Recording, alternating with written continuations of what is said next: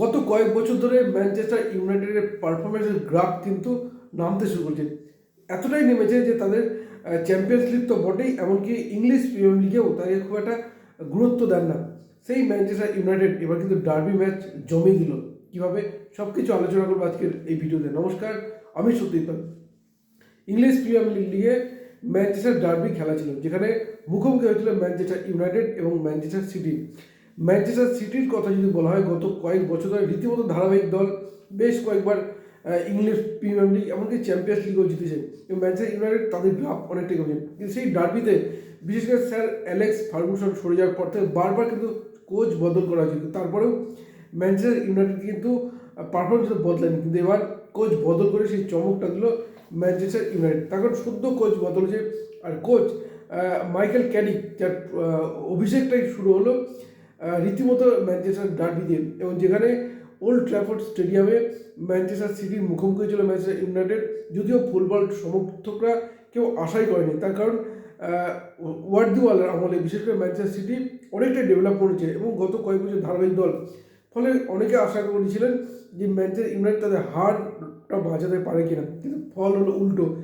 Manchester United এই match জিতলো 2-0 গোলে, এবং শুধু তাই নয়, খেলায় ম্যানচেস্টার ইউনাইটেডের দাপট এতটাই ছিল যে ব্যবধানটা হয়তো অনেকটাই বাড়তে পারত। শুধুমাত্র বাড়েনি সিটির গোলকিপারের জন্য। যদি আমরা দেখি এই খেলায় কোচ ছিলেন ম্যানচেস্টার ইউনাইটেডের কোচ মাইকেল ক্যারিক। তার প্রথম ম্যাচ ডার্বি জয় দিয়ে শুরু করলেন, এবং যেখানে 65 মিনিটের মাথায় ব্রায়ান ওম্বুমো তিনি কিন্তু গোল করেন ম্যানচেস্টার সিটির পক্ষে এবং 1-0 গোলে এগিয়ে দেন।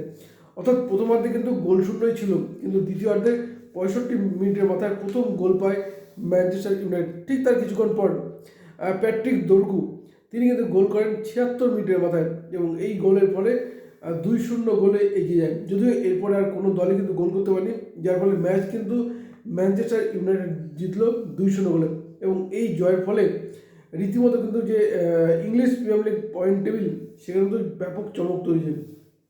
প্রথম থেকে গতবারের বিজয়ী লিভারপুল তারা দুর্দান্ত শুরু করেছিল, প্রথম 5 ম্যাচ জিতে কিন্তু 1 নম্বরে ছিল। তারপর হঠাৎ করে কিন্তু আর্সেনাল তাদের পারফরমেন্স বাড়তে থাকে, এবং এই মুহূর্তে 22 ম্যাচ খেলে 50 পয়েন্ট নিয়ে 1 নম্বরে রয়েছে আর্সেনাল। ঠিক তারপরেই 22 ম্যাচ খেলে 43 পয়েন্টে 2 নম্বরে রয়েছে ম্যানচেস্টার সিটি। অ্যাস্টন ভিলা আছে 3 নম্বরে, 21 ম্যাচে 43 পয়েন্ট নিয়ে 3 নম্বরে। 4 নম্বরে রয়েছে লিভারপুল, 22 ম্যাচ খেলে 36 পয়েন্ট নিয়ে 4 নম্বরে, এবং 5 নম্বরে রয়েছে ম্যানচেস্টার ইউনাইটেড, 22 ম্যাচে তাদের পয়েন্ট 35। এখন দেখা যাক, অনেকগুলো কিন্তু পথ চলা বাকি। এখন দেখা যাক শেষ পর্যন্ত এই যে পয়েন্ট টেবিল, সেই পয়েন্ট টেবিলে কতটা বদল আসে, সেদিকে আমার নজর থাকবে। নজর রাখুন আপনারাও।